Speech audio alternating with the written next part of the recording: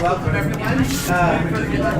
Man, they're on time here. By the sound of the chairs sliding around on the floors above, we know it's time to welcome another guest speaker to UCLA as part of our lecture series. Our speaker today is Francie Stefan, who is the Mobility Division Manager with the City of Santa Monica. Yep. And at that Elfin City by the Sea, she manages a staff of about 24 on projects related to safe streets and alternatives to solo driving. Prior to her work in Santa Monica, Francie was a senior planner in West Hollywood, and before that, she was a planner with the iconic firm Gruen and Associates. Francie holds a bachelor's degree in geography from the University of Minnesota Twin Cities, and most importantly, a master's degree in urban planning from UCLA. Very important. So please join me in welcoming Francie back to UCLA to speak to us about car share, bike share, trends, prospects, and the role of public policy. Francie. Excellent. Thank you.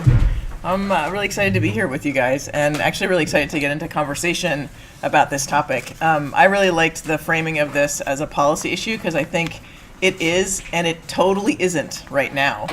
And I think what's really interesting is that while this is one of these, bike share and car share is one of those things that should be clearly following from thoughtful general plans, specific plans, transportation plans, and sort of being implemented in this really logical way, at this very moment in time in 2018, it is completely not being done that way, right? It is completely being driven by factors other than thoughtful transportation thinking and planning. It's being driven by disruptors. It's being driven by the oddities of local government structures. It's being driven by practice, actually, much more than it is being driven by policy. And what I wanted to talk with you guys a little bit today about is sort of the interesting arc that we're in the sharing economy with regard to sort of how local governments are reacting to it, because I think it is this moment where we've taken a policy question, it's thrown into this vast, dryer of tumbling around in practice issues in various cities and agencies,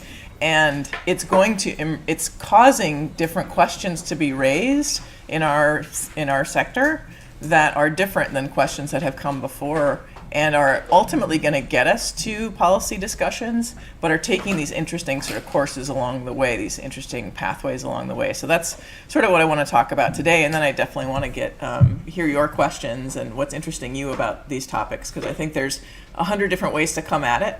I've just spent the last week interviewing 12 different private sector scooter share providers. So I have fresh in my mind kind of the vast diversity of even the private sector operators, the folks some that walk in and they just want to talk about the need to expand, grow, right? Grow at all costs. And then others that are very thoughtful and want to brand manage, and they've been in the market for 10 years in various ways, and they're very conscious about their relationships and thoughtful expansion plans and things. So this is a broad area full of questions, and I want to know what you're questioning these days. So I'll first start talking a little bit about why I think this isn't at the moment quite a policy question, but a practice question. And it ultimately comes down to the fact that when you step back and you think about how cities manage the public right-of-way, sort of public streets, sidewalks, 22% of Santa Monica land is public streets and sidewalks. I mean, if you just think about the price per square foot of that, that's like billions of dollars of value that is a public asset.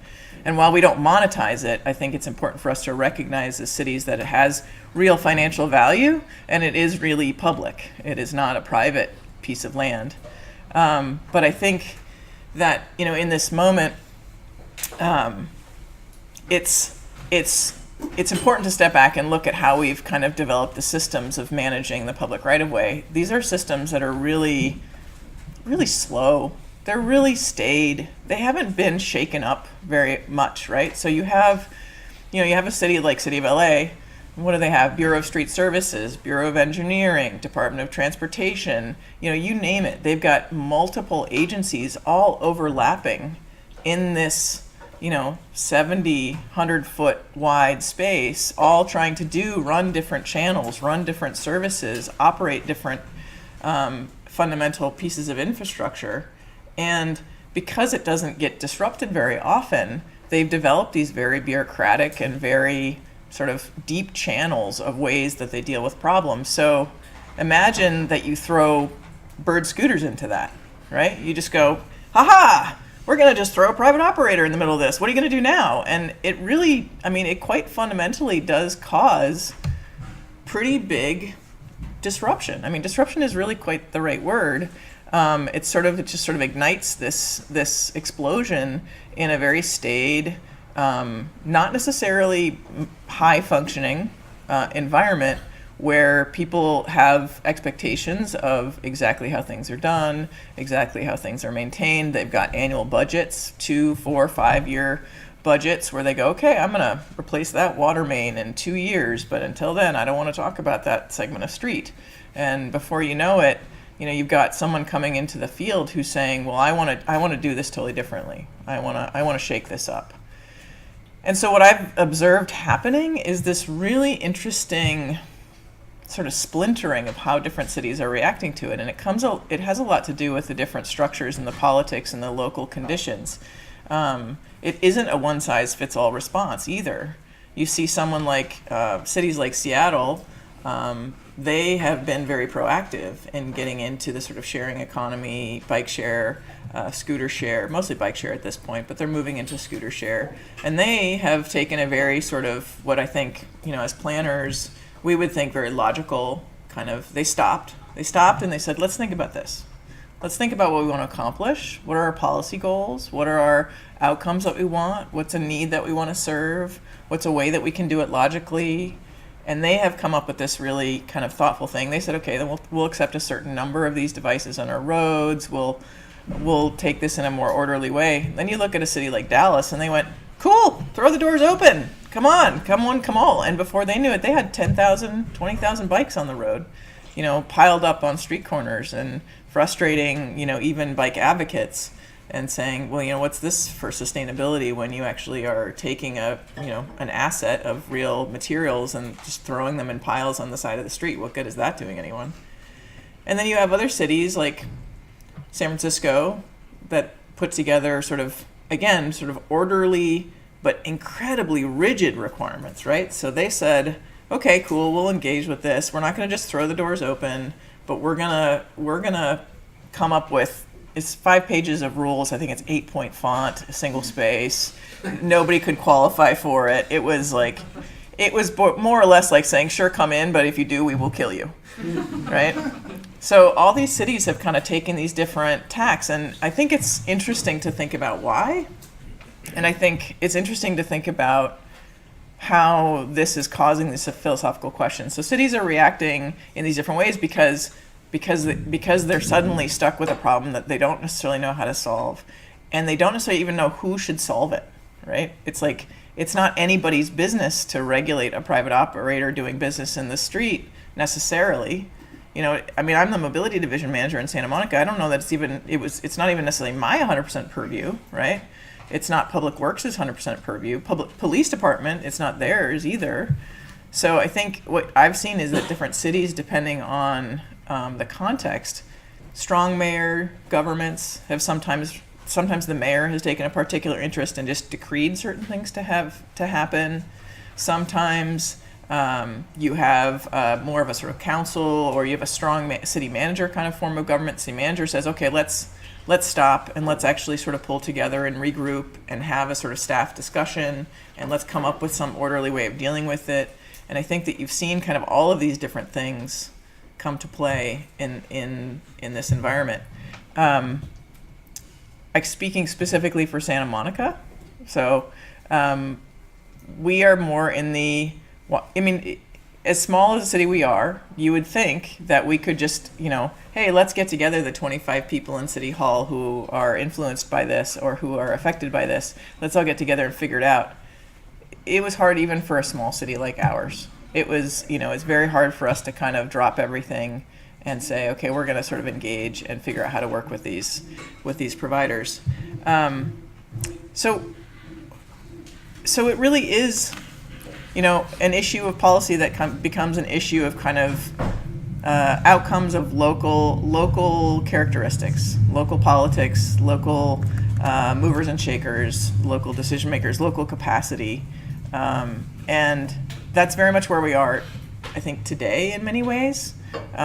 People are on their own pathways. The cities are starting to talk to each other a little bit better, but it is still very much sort of a feature of how people are dealing with it.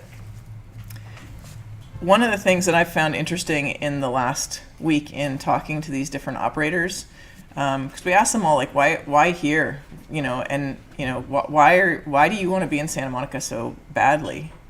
And they were very forthcoming in saying that, you guys have made the infrastructure, right? Your infrastructure has shown what you want.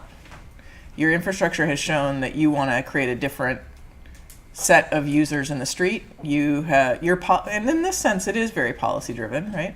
Your policy has driven you to make choices in your public right of way to reallocate space to protected bikeways, to wider sidewalks, to protected intersections, things like that. So you've put a message out to the world from the way that you have designed and managed your streets that told us that you want something.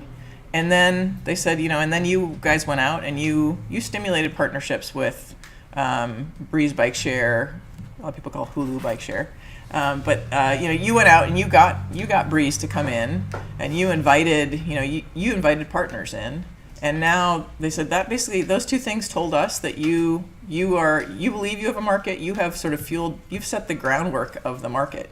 You've set the infrastructure. You've set the stage for us to be successful here. And we really want to be here now. And I found that really interesting because I thought, well, cool that someone recognized that we're doing that. It's like, okay, they're watching. That's good. It's successful. That was good to hear too.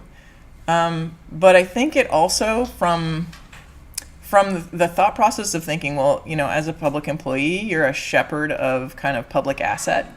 You're a shepherd of public interest. What obligation do I have then to say, well, we've used public money to do all that, right? We've used public money to operate the streets and redesign the streets and rebuild them, and we've used public money to subsidize bike share until it was successful. So what's our job now vis-a-vis allowing someone to come in and make money on that? Is it fair for cities to bear the burden of putting out that infrastructure, cleaning it, replacing it when it breaks, and then for someone else from the private sector to go, cool, I'm just going to put my thing out there and I'm going to make money? Is that fair? Should everyone be allowed to do it? Should the cities be playing gatekeeper and saying some people can do that and some people can't do that? If so, how do we decide? I mean, I take that sort of seriously and was very interested after this week of interviews to sort of think more about sort of that role, because no one else is going to do that part, right? For all the sort of dysfunction of cities and the sort of these deep channels of sort of habits we have and our difficulty in dealing with disruption and our difficulty in being nimble and responding, we are the only ones who can actually set a fair playing field for these different operators to come into. And we are the only ones who can kind of establish some equity amongst at least those private sector partners, and then make sure and hold them accountable for delivering a good back to the city residents and anyone who's visiting and kind of using it. So it's caused these interesting philosophical questions for me personally, and in thinking about how we do position ourselves vis-a-vis these companies. And that's part of how I see it going from practice, kind of jumping over policy for the moment, jumping from practice right into philosophy in a weird way, right? It's like we kind of made this leap instead of doing the logical thing that we normally do. We made this leap to going, okay, it's so disruptive, it's so different, that are we actually in a moment where we're actually going from being kind of the city as builder operator, like city builds a road, city builds a transit stop, city operates Big Blue Bus, right? City does, city gives. We take public money, we give out public service. Are we then now moving into a different role of like city as arbiter or manager? Like, is that a new role we're in? And I don't even really think that's where we stop. Like, yeah, right now it sort of feels like that because, we have all these people knocking on the door going, we want to operate in here. We're going, okay, we have to figure out something. It's not the long-term solution, but we got to figure out something. Who can come in? Who can't? I mean, I literally have 12 operators that would all like to put in 1,000 devices in 8 square miles. It would be absolute chaos, and it would be absolutely a recipe for the residents to get upset and angry and push back with some of the most conservative and sort of counterproductive things that we could hope for. So is it city as arbiter and manager, and then what I'm sort of feeling us heading towards is actually a third stage, which is really sort of city as this innovator and partner. And that if we're actually going to harness the value of a lot of this sort of private sector enthusiasm and private sector kind of coming in, that actually getting more out of the way is sort of the philosophical shift that we will need to make. And I don't know if we'll get there. I really don't know. I mean, I think right now we're in sort of arbiter-manager panic. But I think that ultimately we might be looking at what does it mean to be sort of partner, and what does it mean to have sort of public-private partnerships? Is that issuing permits and then stepping back, or is it actually partnering and kind of really working together hand in glove? Mm-hmm. So this role, I mean, one of the classic arguments for planning is to correct for market failures. And what you described in Dallas could be described as that. But Santa Monica's been regulating taxi cabs for decades. And the motivations to regulate taxi cabs were not so different than what we're describing here. Right. The cities were overrun with cabs, they were clogging up the streets, and they developed ultimately pretty rigid and sclerotic methods of regulating them that didn't really foster very much innovation. Yeah. Have you thought about that role and what lessons might be learned from that as you look at these new disruptions? Yes, definitely. Because I think you're right. I think sclerotic is a good description for it. I think to some degree that the regulation of taxi cabs has played a part in their demise. Right, this sort of idea that LA particularly had sort of capped the number of cabs so low that they couldn't compete, and so we in some sense through regulation created the market for Uber and Lyft to absolutely thrive in Southern California because taxi cabs just weren't plentiful enough, right? So if it's a little symptomatic, I think, of this idea of the sort of deep ruts of sort of local, any government regulation, that it's very hard even for government, I think, to recognize when it is actually on a fairly clear trajectory to sort of harm a private sector partner. And I think that's a little bit why I'm thinking about this as sort of a new type of partnership, because I think it really does demand that we not sort of sit by and see an industry in that distress and not step in more quickly. And how those triggers happen, I think, is really tricky in local government. There's no shortage of people kind of knocking on the door every day saying woe is us, we need help, we need help, we need help. And sometimes that's true and sometimes that's not true. Sometimes they just would like to make more money, and sometimes that's not in the public interest for the city to help on or to relax a rule for. But I think in the taxi cab example, I think it was a moment where we could have stepped in sooner.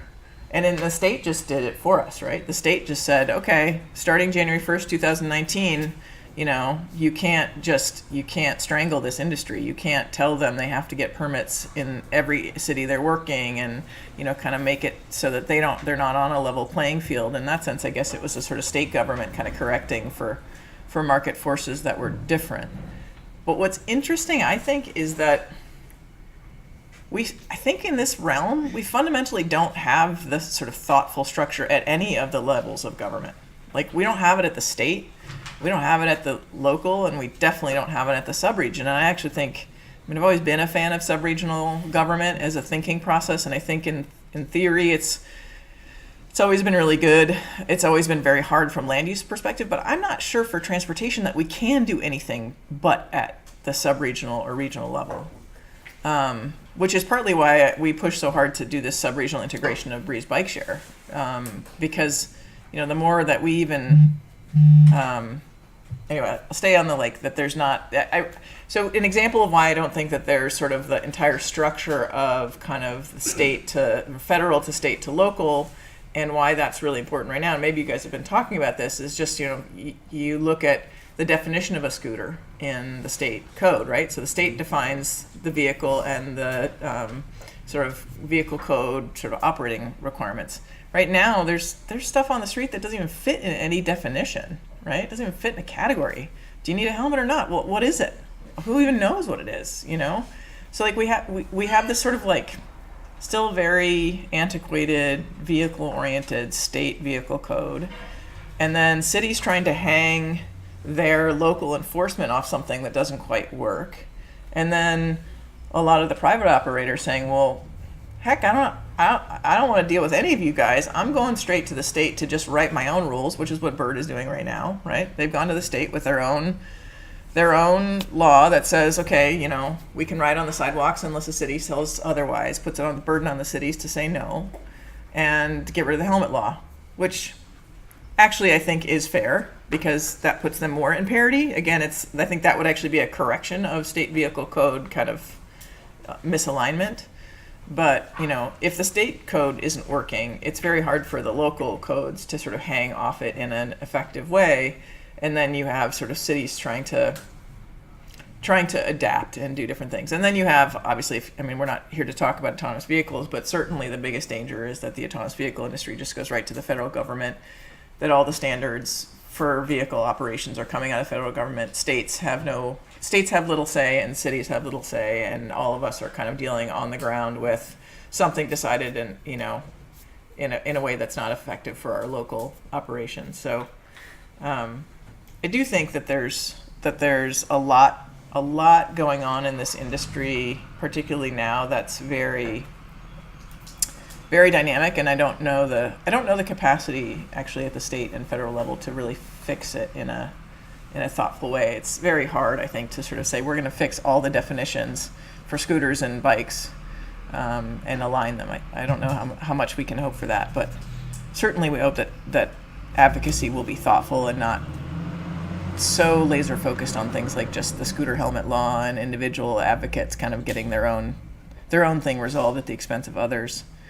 But sort of to go back to this idea of partnership, I think that's sort of what I think is sort of the philosophical, interesting moment that we're having with regard to kind of these sharing devices and these bike share, scooter share, even TNC, taxi, Uber, Lyft, taxi cab, kind of what are cities going to do with regard to sort of curb space management?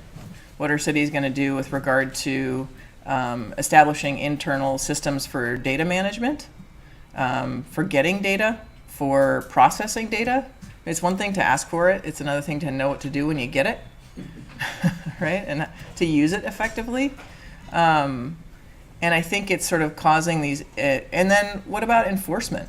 And, it used to be that if someone called with a complaint in the public right-of-way, city answered it, right? Who else would answer it? Either the city or some part of the city, somebody who dealt with that piece of something. And after the call got forwarded to 7 different people, someone would actually answer it. They said, okay, that really is my jurisdiction. I'll really answer that. But now I think the question is, if it's a complaint about sort of a bird scooter on its side or a bike that isn't put in its right place, is that the city to respond to? And what's the role then? How do cities be responsive to local constituents and safety issues when it's not our stuff anymore, right? That's pretty disruptive. We used to be responsible for maintaining and keeping the safety and dealing with the liability. Put a pin in that, because that's expensive. So we used to be responsible for all that, and now it's not so clear.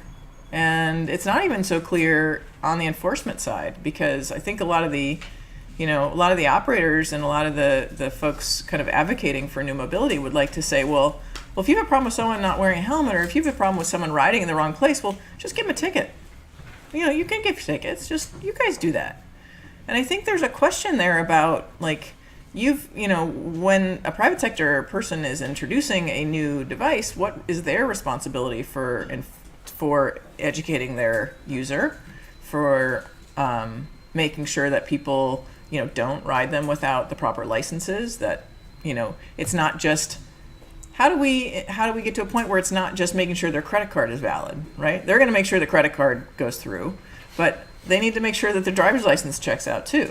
And they need to make sure that their users are educated enough to be thoughtful about, seniors who would be feeling uncomfortable going down the sidewalk with someone zipping by them who could knock them down and truly hurt them. So I think there's this interesting moment where the operators are saying, well, cool, use your tool, use your ticketing. Well, that's expensive and hard, and it's actually it's not a great policy approach to just ticket everyone who does something wrong. We'd all be getting tickets like 100 times a day if we got a ticket for everything we did wrong, right? So there's this sort of interesting philosophical balancing act around kind of, not just this sort of data and public right-of-way management, but also enforcement and kind of behavior. So that's why I think that's kind of in this arc is such an interesting moment in government with regard to kind of transportation. And I don't, maybe there's others. Like taxi, I think, is a good example, and there might be others where there's probably good lessons to be learned and thoughts to be explored. But I think it'll be really interesting to see how we start to make sense of it and how different cities start to solve for it. You see, like Seattle has created a whole shared mobility work group, and they have established a partnership with the University of Washington to be their data clearinghouse. So they're starting to solve it through these like unusual and new partnerships and saying, okay, you guys can be secure and trusted with the data. We'll have you guys do that part. And they're starting to think about different partnerships with private sector, sort of management people in the right of way. And so I think there's different things that are coming out of these challenges. In Santa Monica, we're certainly starting to think about what is the role of these devices vis-a-vis our overall goals. And this starts to get us then back, I think, to this question of policy. So now that we know that we have philosophical questions on our hands, data-driven decision-making and management and enforcement and maintenance and risk management, now I think is at that point then, once the city has sort of stopped and recognized that we had philosophical questions, then it's sort of the stepping in of policy again. But if you look around at the different cities and agencies out there, not that many have started to chart out major policy statements, specifically regarding bike share or car share or scooter share, or even necessarily TNCs. I think we're still in the formative moment of a lot of the sort of policy development. I'll give an example. Right now, I think there's the big debate, and a lot of the research is around kind of exactly how much will VMT increase with shared, with TNCs operating at the level that they're operating, right? So did we see an increase in vehicle traffic? We're seeing it for sure in Santa Monica. I think a lot of people are, as of the last couple of years, people are starting to agree, yeah, okay, that's clearly adding VMT. Autonomous vehicles promise to add even more, even when shared, right? These trips are going to be adding more VMT. So I think there's been enough research, there seems to be sort of an emerging kind of consensus around not if there's going to be increases in VMT, but how much. And now then policy can kick in. Once there's sort of general kind of research agreement around, okay, this is the outcome we think we're going to see, then the policy can kind of step in and say, all right, can we shape this? Can we redirect it? What are the tools that regulatory agencies can take to for example, require the percent occupancy in a car? Is that a policy stance that cities can start to take to say, there's a fee for not having full occupancy? Or are there certain thresholds of kind of utilization in the public right of way that we can take to reduce kind of deadheading? other types of increases in VMT that we know are out there. And I think that's where the sort of policy moment starts to kind of kick back in, and sort of we're at this moment where I think a lot of people are starting to think about that, is like, if we know that VMT is going to go up and we know that congestion will go up sort of commensurate, how do we develop the tools and the measurements in order to ensure that we can start to push back on that, which is a little bit further afield from bike share and car share, but I think is related to the extent that, you know, we are not super well equipped to be able to set the right rule structure so far in the public right of way. I think it started with TNCs, right? TNCs kind of came in and we all went, oh, okay, they're regulated by the state. Okay, they're just going to operate, right? And it's become our new reality. If you asked all of us 3-4 years ago, we would have said, well, I don't know. I mean, yeah, they're kind of a pain. It's cool and it's new and we'll see and something will happen. And nothing's really happened, right? They're just operating.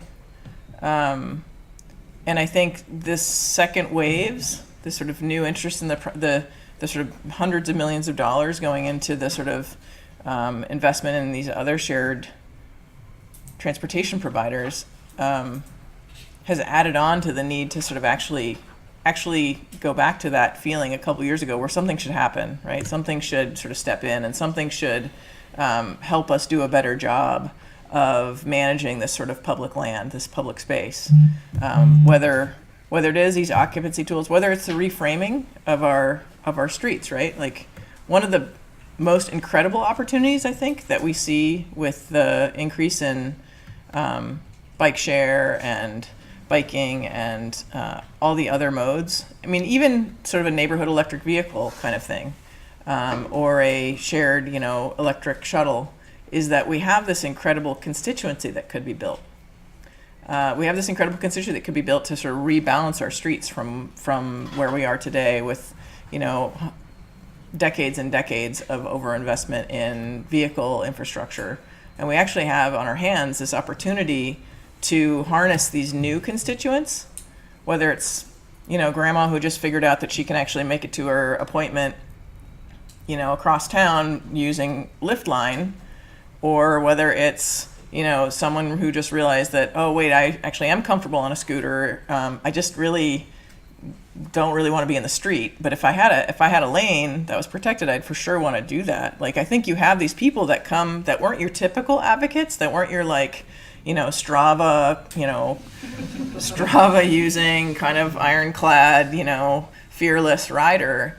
You now have these other constituents that are coming out and sort of can be a very robust, very diverse group of advocates for reframing use of public right-of-way. And that's part of why I like people really thinking about the actual financial value of that public right-of-way. Because I think it's easy to go like, okay, we'll just take one more step towards private sector being able to use it. We'll just take one more step towards that. And then before you know it, it's not actually being reframed for a public good. Whereas the public good would really be to sort of bring all those people back into greater amounts of access, back into a more diversified sort of landscape of devices and mobility. And right now is an important time to start to sort of harness those different people and start to talk about how these things fit together and how they fit together specifically in three-dimensional space, and how policy needs to sort of step back, take stock, think about where we're at, and think about where we need to go in a pretty radically different way, in my opinion, because the old tools aren't going to work. We might still try and use them. Doesn't mean we won't, but they don't think they'll work. Can I ask another question here? So that these all around the country were debating whether or not to allow all of these recreational motor vehicles in their streets. They were disruptive. They frightened horses and caused them to buck and all sorts of problems. There were some regulations that sort of kept them out because they were so troublesome. And then in this decade, a century ago, they had become so popular that the users became a powerful constituency for advocating for the accommodation of vehicles within cities, and that we started to have separation of pedestrians and motor vehicle right of way, and that a lot of things that we take as given now were because of this private sector disruption of the way that cities have been operating. And of course, it is, you talked about the tickets and the DMV, all of that arose to accommodate essentially, so Ford Motor Company or Toyota are not responsible for checking your license and making sure that your car is not emitting past, over some levels, that all of that you're wearing your seatbelt. And I'm just wondering if things will change when, if a user group becomes satisfied enough with this thing that they start to advocate on its behalf. Mm-hmm. So you had just talked about, because we're in this stage where there's a lot of, I don't know, kind of groping around, like how are we going to manage this? But I see this parallel as being quite, we just take the dominance of private motor vehicles, which are dockless for the most part, and less and less so apparently as we get them more electrified. Yeah, as we get them more electrified. And I just wonder if you have, and what happens when it's not the company that becomes the constituency, but a core of users. Yeah. Because I know that in some cities that have tried to push back on TNCs, they've been surprised that they then have a bunch of happy customers who then raise concerns. Yeah. And whether that sort of who are the advocates in the constituencies could evolve quite a bit in the next few years. Yeah, Any thoughts? absolutely. Yeah, no, I think that's really interesting, and I actually think that to me that's one of the most optimistic things about this potential shift too, because I think that the private sector, because of the financial drive, is the best at responding to customer needs, and if anything, what we see in the sort of debates about where transit is going, an undercurrent in that is is that actually meeting what customers want, right? It's a question of whether we should expect something to be there every minute when we get to the curb and be right there, and whether we should just be a little more patient. But I think there is something to be said for the potential for this to push on the idea that, to push forward the idea that in the transportation space, the customer needs to have more primacy. For sure, and the solutions need to be more customer-oriented rather than systems-oriented. It's less about when the bus driver has their shift and more about when the customers actually need to get to where they're going. I do think that there's an interesting sort of advocate-on-advocate potential clash that I could see. To some degree, the sort of advocates for the vehicle, won out in sort of having these very structured rule books that work best for them, right? I mean, California Vehicle Code has, I don't know what percentage, but some huge percentage dedicated to sort of all these automotive things, and a lot of it's worked out over time, over sort of decades and decades. People kind of fixed things and organized them, and there's an embedded power to that. And I think a good example is Wavecar in Santa Monica, because Wavecar is a service. It's pretty interesting. I still don't understand how they make money. Really don't understand. They were on Shark Tank, so maybe that tells me something. They needed money. Juan, do you know how they make money? They make money because the city of Santa Monica doesn't permit outdoor advertising, so the rates are very high. Nice. Okay. I'm glad we could help. So yeah, I mean, Wavecar, it's very cool, right? That you can have 2 hours free with an electric car, and park it anywhere. That's fantastic. And I think what's interesting is when they came into Santa Monica, there was a little ripple. What is that?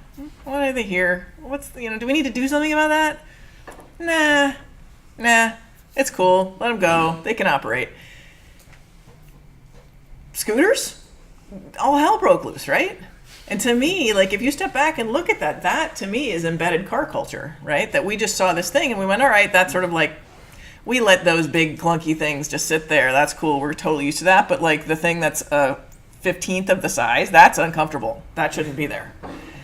And I do think that there's some interesting, what will happen if and when, the embedded, the quiet but structured support for the vehicle is challenged by this movement of others that might want different services, and will that then lead to people kind of pushing back more overtly? I think there's some interesting dynamic that, is not going to play out in nearly that kind of Shakespearean of a way, but but I think is sort of embedded in kind of what we'll be able to achieve, right? Like, at what point will I don't know, AAA, decide that they're going to take a stronger stance against more bike lanes because it creates more congestion? I don't know. I mean, they probably have reasons they can't do that, but they haven't been great for bikes either. So I don't know. I think it is interesting. I mean, you're right that the parallels. We as local government probably need to spend a little bit more time thinking about the parallels in the evolution of the automotive industry to take some lessons about if we want to help facilitate a movement, for purposes of sustainability and for purposes of providing greater urban mobility and for purposes that are all synced up with what we want to be and what we want to offer, like how we might help catalyze that kind of coalition. Okay, one more historical comparison, then you can start. Yeah. But so public transit operators were private, for-profit, 1880 to 1920 were growing rapidly. There were lots of issues because they would come in and compete with one another. Drivers would sometimes dash the curb to compete for customers. You see these issues in sort of unregulated transit services in the developing world today.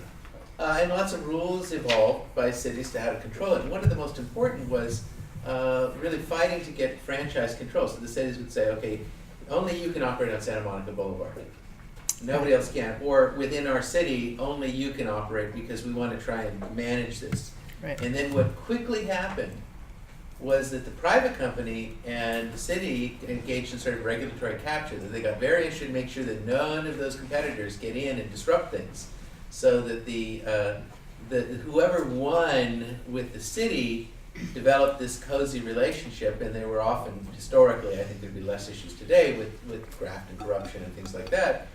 But this idea that there would be lots of innovation, we need to come in and give a chance to operate and provide all these new services.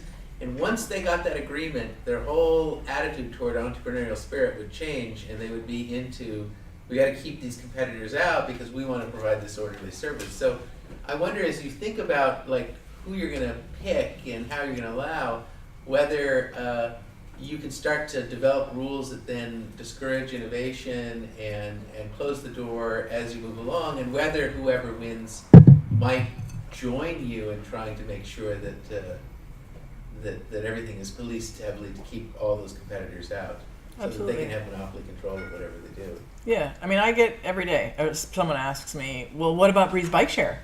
What about Breeze Bike Share? Aren't you going to lose riders? Isn't it going to close down? I'm like, so what about Breeze Bike Share, right? Like, if it's not relevant, if it needs to close down, the city should close it down, right? I mean, but I think that you're right, that I think the question that the reason that comes up so often is there is this idea that you must preserve. You must preserve what you are already in relationship with or you've already done. And I'm an advocate that we shouldn't. Like, I mean, I love the Big Blue Bus, but if the Big Blue Bus had to become something else, don't tell Sereni I said this. If the Big Blue Bus had to become something else, I think that's something the city should be open to. I think it provides a good service. It's very valuable. I'm a big transit supporter. We need transit, so I don't think that. But I think the openness to moving around, it's that big of a moment of change that city should do that. Now you see different responses though, because like City of LA just came out with their zones around which you can't have shared mobility devices, right? Happens to be around their own bike share system. Oops. Like, what's that all about? That's just not what that's not what I think government should be doing. So we didn't do that. Yeah. So kind of in response to what you just said about, if, for example, if Big Blue Bus just doesn't make sense anymore because of new players in the field, like maybe we don't need to operate it. One thing that I'm kind of curious about is like another aspect to what Brian talked about, that we've learned about the history of these private public transit operators is like at some point they stopped being able to make any money and they just kind of collapsed and the public sector had to come in and take them over. So if Big Blue Bus is no longer necessary because Uber and Lyft just have they're able to offer these great low fares to people, take people way better, move people around way better.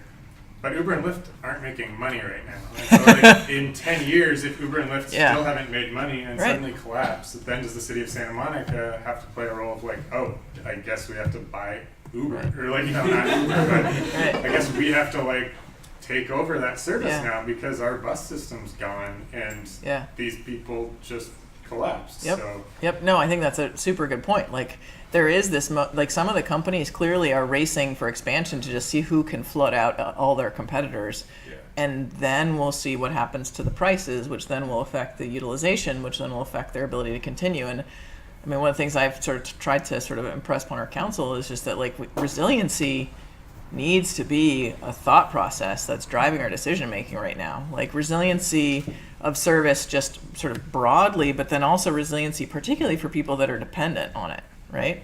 And there is nothing, one of the big challenges with kind of engaging in this discussion, this partnership with the private sector is, you know, how do we compel them to provide low income fares? How do we, you know, compel them to develop the infrastructure to do what they're not inherently interested in doing? They're interestingly responsive. Like, many of them are, you know, starting to think about things. Some of them take a pretty cool approach where they're just like, you just give us whatever qualifying thing you have and we will accept it without question, which is great for a customer, right? And there's going to be abuse of it and, you know, all that, but it's nice that they're sort of willing to go that far, and others are kind of more tepid and not necessarily willing to. And following up, just because you talked about you had all these discussions with like the scooter share companies, and you're talking about kind of the resiliency of these companies, like is there questions in those discussions about partnership about like how, like, you're operating on venture capital funding right now and like not necessarily making money based on what you're charging your customers, like Right. what's to keep us from in like a year suddenly having just like piles of useless scooters in the corner because your company Right. because the venture capital dried up, like, Yeah. you know, what is your long term, like, is there any ask about like what is your business plan, like how is this actually going to work long term? Yeah, I mean, it just comes out in the conversations for sure. That's an uncomfortable question for cities to ask private sector. And I don't know if it should be. It is. I don't know if it should be, right? Because there is interest in that we have an obligation if they do sort of just decide to go out of business. We do have an obligation to sort of step in and do something. So it could be framed as a fair question. You know, interestingly, it sort of gives an advantage to the people that have the biggest pockets. You know, so the two types of users that I think that have kind of differently situated would be like the heavily funded, heavily backed, subsidized kind of big guys that are flooding. Then you have some other operators that are in the market that are known, you know, 18-year-old, 20-year-old companies that have brand recognition, that want to do the right thing, that want to be resilient, but haven't gotten enough in the market to know what they're doing yet.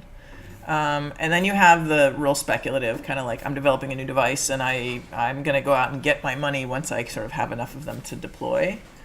But I do, yeah, I mean, I think, unfortunately, as a city, what we think of when we think of framing that question is, how long have you been in business? Which isn't really relevant to these companies. And it does, it sort of, it actually helps those sort of like heavily VC-backed companies. So that's a good question, though. Yeah. Sure. Can you expand on the comment that you just made about equity? And in particular, I've been coming back to this philosophical question you posed about the role of the city as innovator and as partner, and maybe in the shared mobility space, it's best if the city just gets out of the way. And we also have this notion that the private sector is best at serving the customer, but the customer isn't a homogeneous group, right? So in the context of this potential new partnership role of the city, what does that role look like in ensuring equity of access? And what are your thoughts about that? Yeah, I think that is really interesting, and I guess I should sort of clarify that I see that evolution of city as partner as challenging the city to do business differently too, and to question the sort of deep channels and ruts of these different departments that we have, and to actually challenge ourselves to be more customer serving. And I think that's a very important thing in public administration for us to be really putting forward. Like, are we actually forwarding the need of the customer? Or are we forwarding the need of our own agency and the solution? But my hope would be that and this, I say hope because there's no model out there, and in bike share, this has been the perennial problem for a decade, is like, how do you have low income qualified bike share access? And Philly tried and probably has done the best, but it's still not that robust, and even the people that are really trying haven't done a ton of stuff. I think there is going to need to be a new infrastructure developed to deal with the qualifying part of that equity. So I guess there's a couple pieces to it. There's new services that private sector doesn't want to provide, right? So I think a good example might be the new Lyft partnership that BBB is entering into.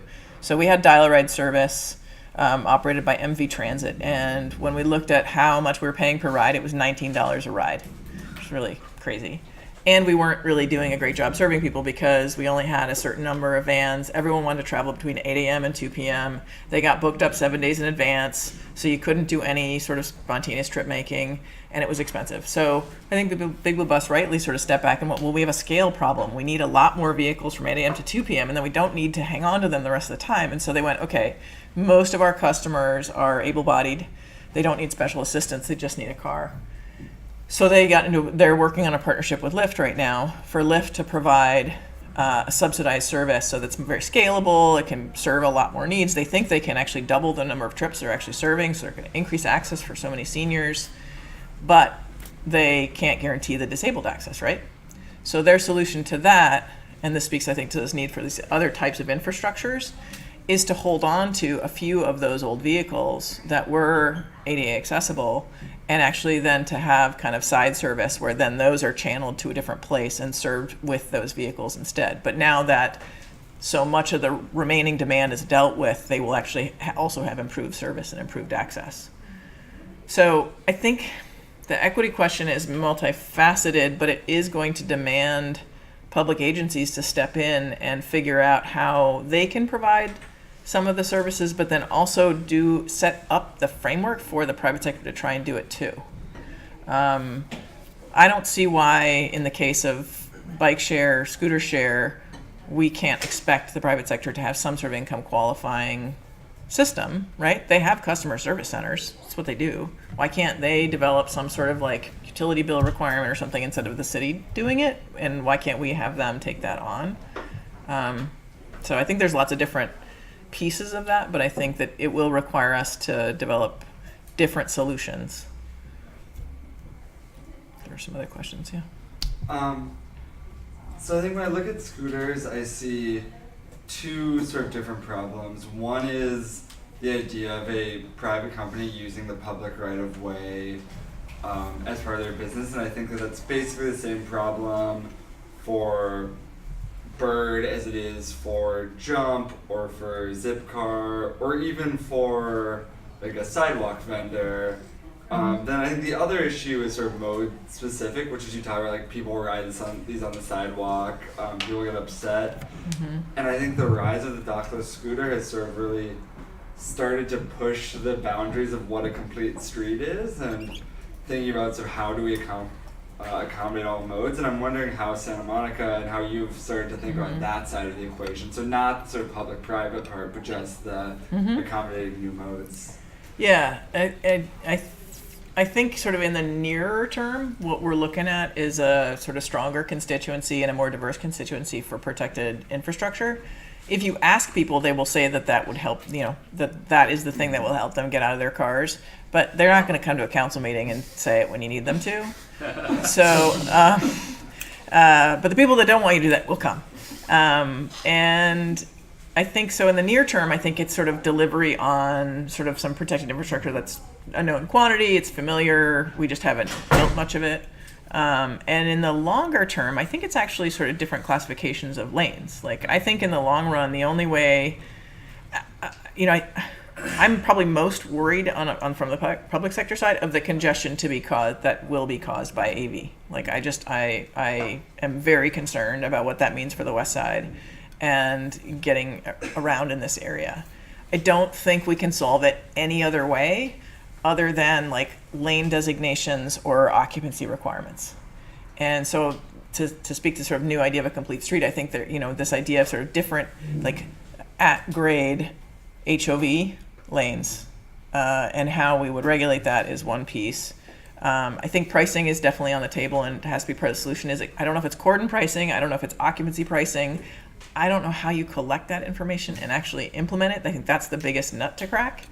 But I do think that there's definitely very physical things that it is causing and are exciting. I think really exciting about how we might design our streets differently. And like, do we have a low speed lane and an HOV lane? I don't know. Maybe those both things are needed. Yeah.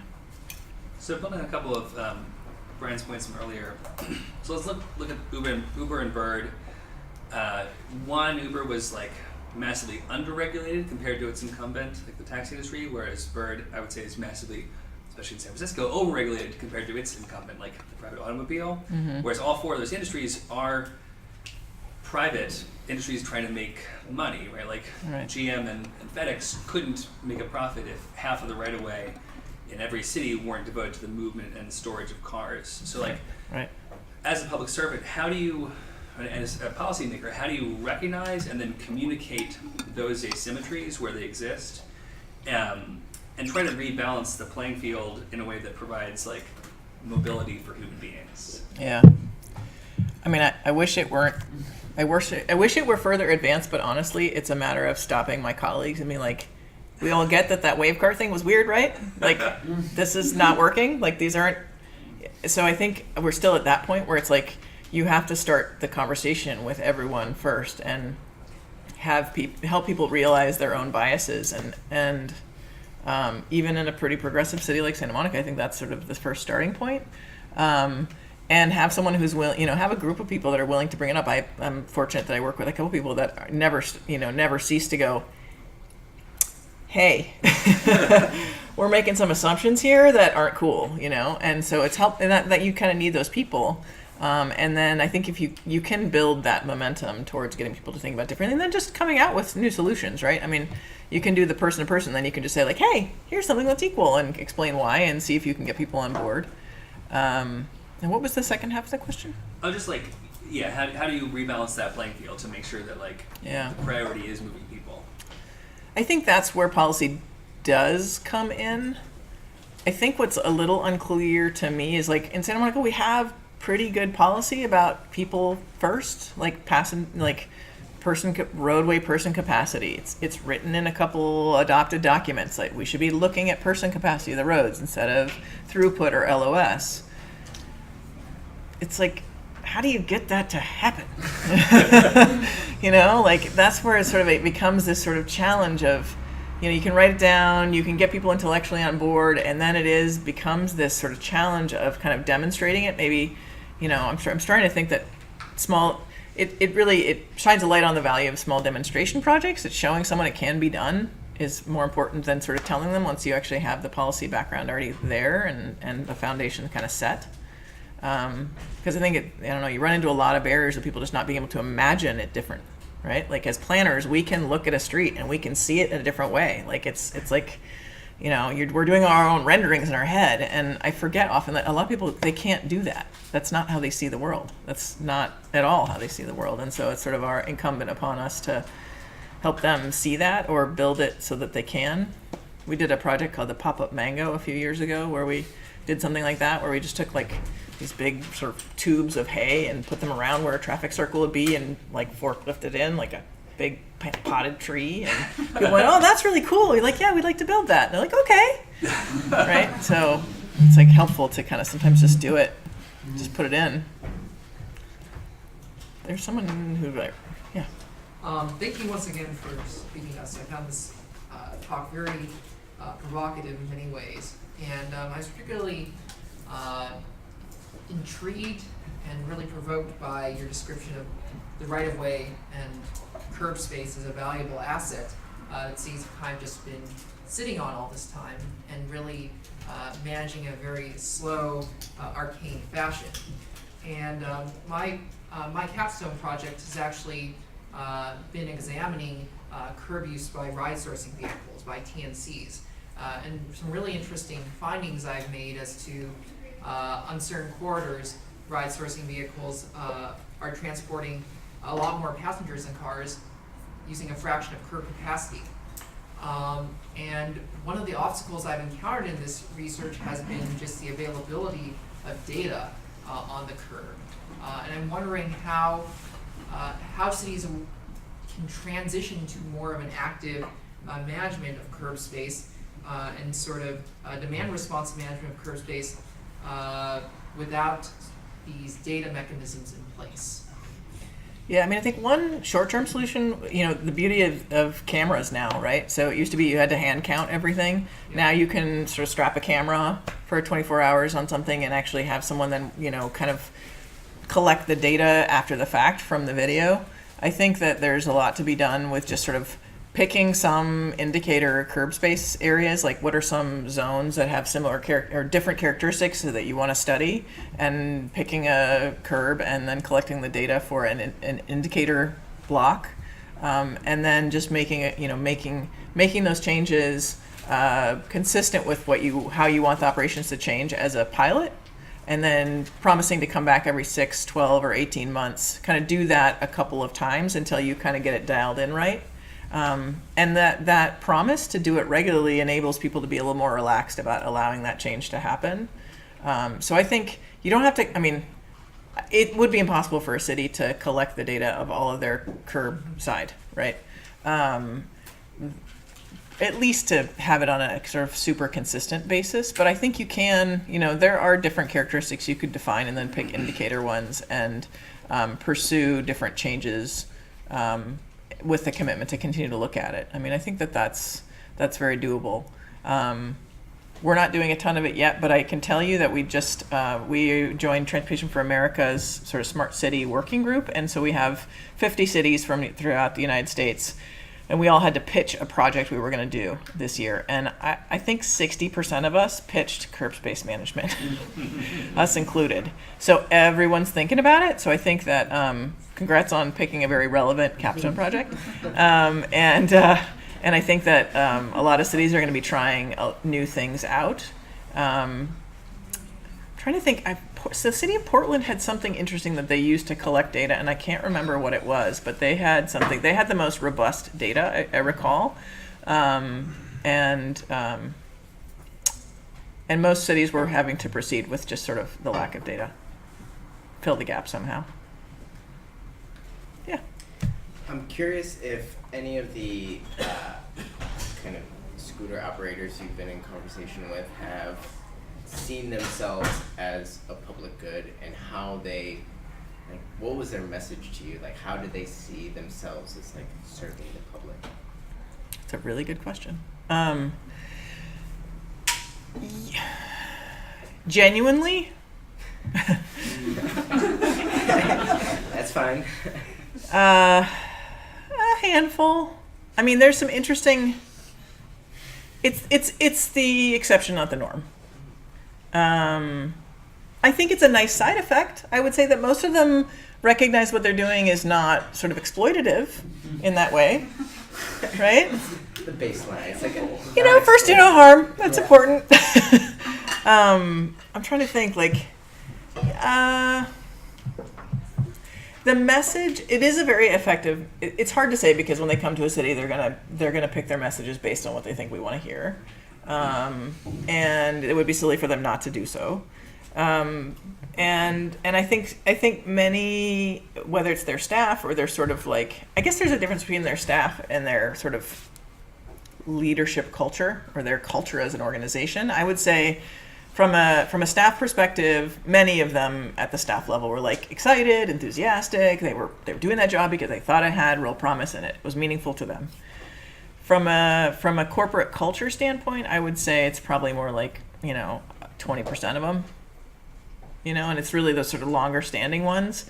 And some of them come at it from a design perspective, which is interesting. There was one particular that was just really want to make a beautiful thing. They were really into it. And that was cool. They were really interested in having other people experience this really great product. It's there's sort of the sort of Steve Jobs of scooters, It was interesting. So it's different, but it's the exception. Yeah. Yeah. I think he was very nice. Oh, okay. So It's a polite bunch here. Yeah, it's great. on the flip side of that, let's say there is a model for bike share or scooter share or something that, you know, turns a profit or doesn't lose that much money, it improves accessibility, it does so equitably. Has the city considered just doing that themselves? I mean, right now it's sort of in the figuring it out stages, but let's say 5-10 years from now there is some model that works really well. Like, has Santa Monica considered, let's just do it publicly? We haven't gotten there yet, but it's actually starting to grow. This idea of procurement instead of permitting in the long run is starting to grow on me a little bit. And one, you can't tell anyone I said that either. But it's starting to grow on me a little bit for somewhat the equity issues and somewhat the sort of issue of kind of responsible use of a public asset. Like, it has some interesting elements to it. So I think that the idea of that sort of procurement model instead of permitting model has some potential. You know, we didn't talk a lot about Breeze Bike Share, but I can tell you just a little bit sort of. So Breeze Bike Share was that kind of model.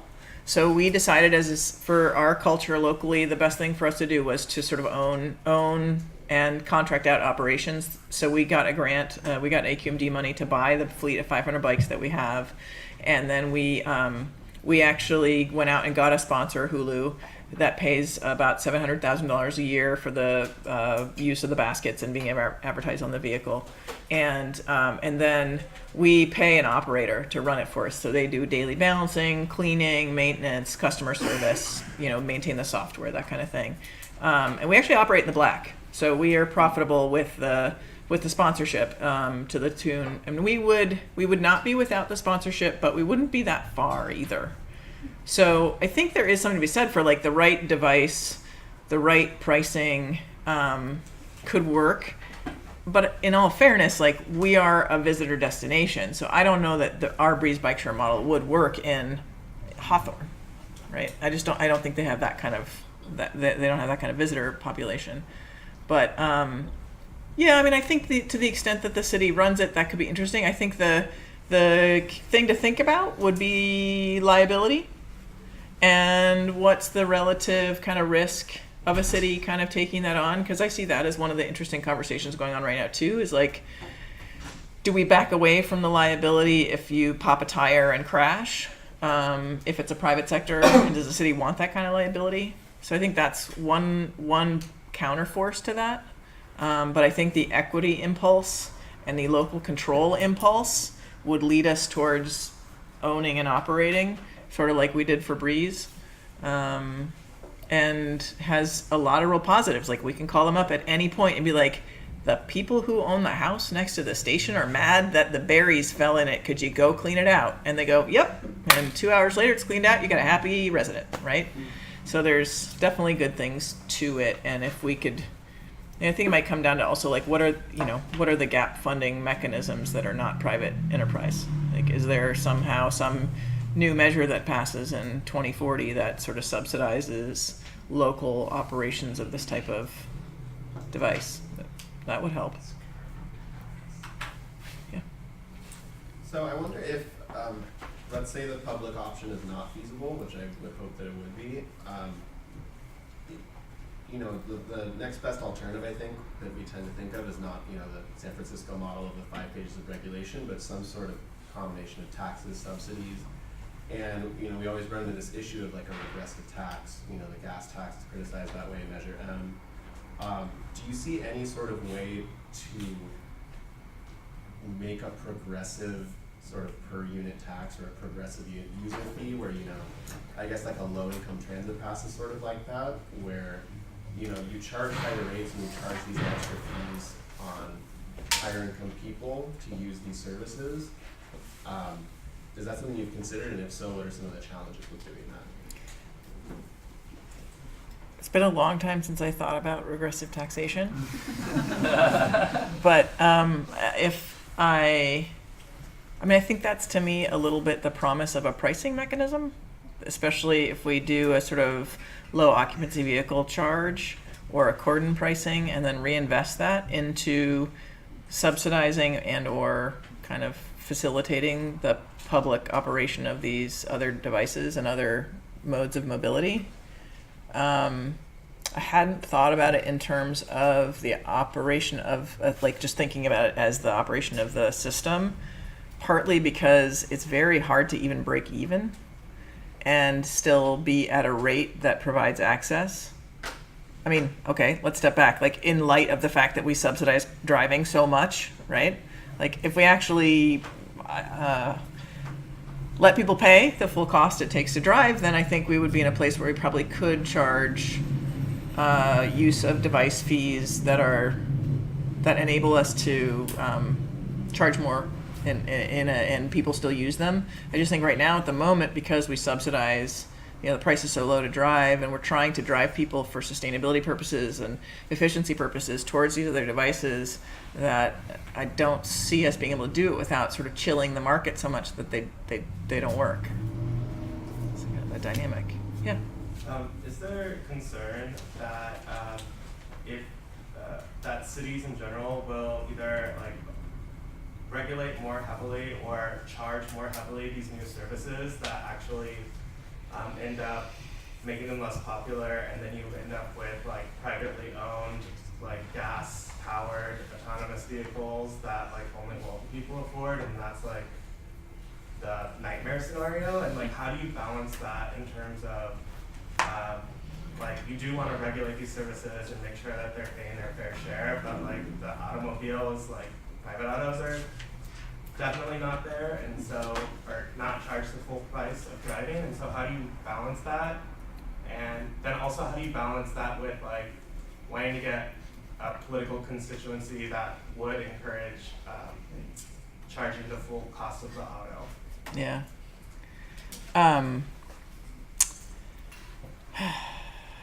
Yeah. It is very hard in light of the fact that we subsidize driving as much as we do, and we don't even charge for the cost of the parking. Like, this sort of structure we've got, we're taking imperfect actions to deal with the fact that we're within the context that we are. I think you're right that it is very alluring and easy, and it's a slippery slope for people to just regulate the heck out of new stuff. And yet, I can't say I'm supportive of the state stepping in and saying, hey, leave them alone either, right? So there's a tension there, which is like the state, I think, doing some things that are positive and saying, like, at least get taxis out of jail and give them some ability to operate, right? But then the impacts are local, right? The state doesn't have to deal with curbside in downtown Santa Monica. Santa Monica does. So I think there's this interesting tension there, and the best solution would be for cities to take that moment of reflection and philosophical kind of perspective and go, okay, let's make this more equitable. Let's talk about the fact that this is getting this amount of regulation and this is getting that amount of regulation, and that's not what we want to encourage. So I do think it's a matter of kind of constant reflection upon where you want to go, and did that action get you closer to that? Did that action facilitate that? Did it actually make it sort of convenient, customer focused, and affordable?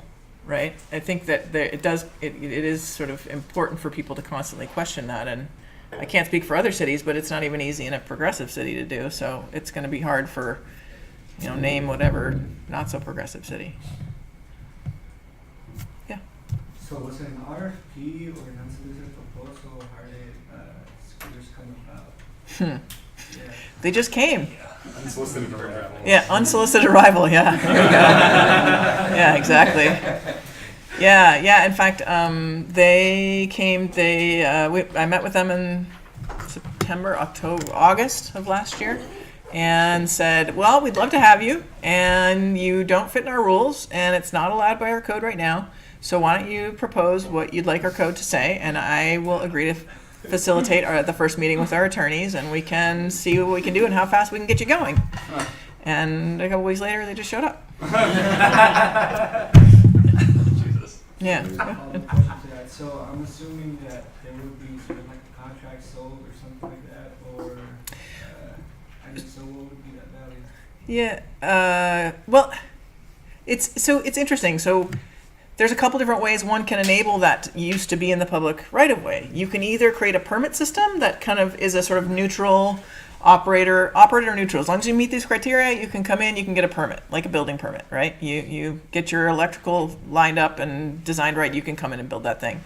That's one way to do it. The other way to do it is a sort of RFP model, and it's to say, or a sort of application review, sort of we're going to review you for your relative performance, your relative kind of goals, that kind of thing. So, but those are two very different approaches, and we haven't decided yet, right? Right now we're doing a pilot program that says we're going to do the kind of more like submit an application, we'll review for the term of the pilot. We get the discretion to pick who's going to be in the street.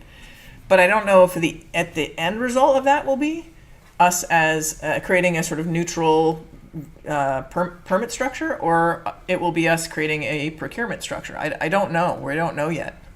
And I think that both of them have sort of pluses and minuses. And I actually don't think one of them is necessarily going to be easier for a provider either. Like, I think we could make a permit system that's darn hard to comply with and really difficult. Or we could make a procurement system that may seem like it'd be harder, but actually is really easy because there's a lot of fluidity in the operations and the sort of problem solving. So we don't know where we're going yet. Yeah, and that's, I don't know, it's super fascinating because I don't even really know what the right answer is yet at this point, right? We don't. I think the one of the keys, as you were saying, was the sort of idea of like not overburdening, right? Is like, what does it take for an agency or an organization to hold back regulation? Because it's much easier to throw regulation out there. It's much easier to say, you got to do this, this, and this. It's much harder to say, okay, you can just do this piece and we'll kind of work with you on these other things. Like that's not typical. So whatever helps us kind of develop the most productive partnership. From speaking for myself, right? If the police department was here, they'd say something else. They'd say, no, rules, right? I need rules. I need to know when I can issue a ticket. I need to get people safe. Let's get this done. I'm speaking from my perspective, which is I want to provide people sort of sustainable mobility and kind of, avoid sort of gridlock congestion. So that's my perspective. Okay, any other questions? Let's thank Francie.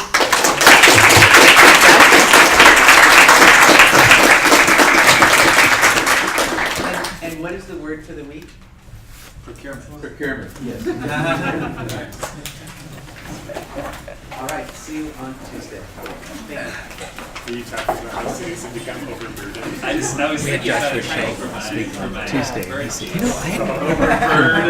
It's much more important than I thought. And when you do innovation, you have